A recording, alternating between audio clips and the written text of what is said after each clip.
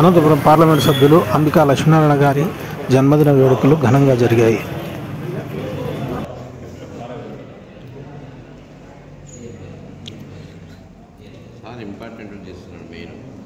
నుంచి 60వ వసంతంలోకి అడుగు పెడుతున్నారు. వారికి ఇవే నా హార్దిక శుభాకాంక్షలు, పుట్టినరోజు శుభాకాంక్షలు తెలుపుకుంటున్నాను వాళ్ళ సతీమణిగా. ఇన్ని రోజులు 15 ఏళ్ళ నుంచి మేము హిందూపూర్లో తన బర్త్డే జరుపుకుంటున్నాము. ఈసారి ఎంపీగా ఈయన 2 లక్షల మెజారిటీతో అనంతపూర్ ప్రజానీకము గెలిపించారండి. ఫస్ట్ బర్త్డే మేము ఇక్కడ కరెక్ట్ 60వ వసంతంలోకి ఇక్కడ అనంతపూర్లో ఇక్కడ బర్త్డే చేసుకుని చాలా సంతోషకరంగా ఉంది.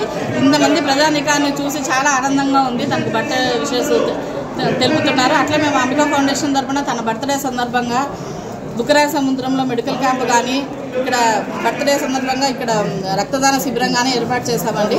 ఇలాగే అంబికా ఫౌండేషన్ నుంచి 22వ తేదీ కూడా జాబ్ మేళా, అమరరాజా కంపెనీ నుంచి జాబ్ మేళా జరుగుతుందండి ఎంపీ పార్టీ కార్యాలయం నుంచి. అది కూడా అందరూ సద్వినియోగం చేసుకోవాల్సిందిగా కోరుచున్నాను.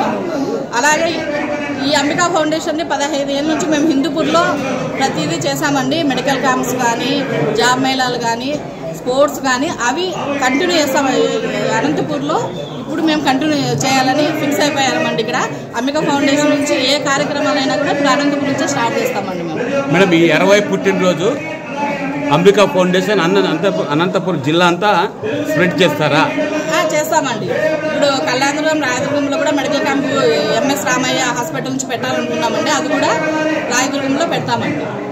అది కూడా అంబికా ఫౌండేషన్ నుంచి మెడికల్ క్యాంప్స్ అన్ని పెట్టి ఈ అంబికా ఫౌండేషన్ ఏమేమి అభివృద్ధి కార్యక్రమాలు మేము చేస్తున్నామో హిందూపూర్లో అవి మొత్తం అనంతపూర్ డిస్టిక్, హిందూపూర్ డిస్టిక్, మొత్తం సత్యసాయి డిస్టిక్ మొత్తం అన్ని అంబికా ఫౌండేషన్ మొత్తం ఆక్రమించి అన్ని ఫౌండేషన్ నుంచి అన్ని ప్రజలకు సేవ అందిస్తామండి. మా ఆయన రాజకీయ నాయకుడు కాదండి, మా ఆయన ప్రజానాయకుడు, ప్రజాసేవకుడు అని చెప్తానండి నేను.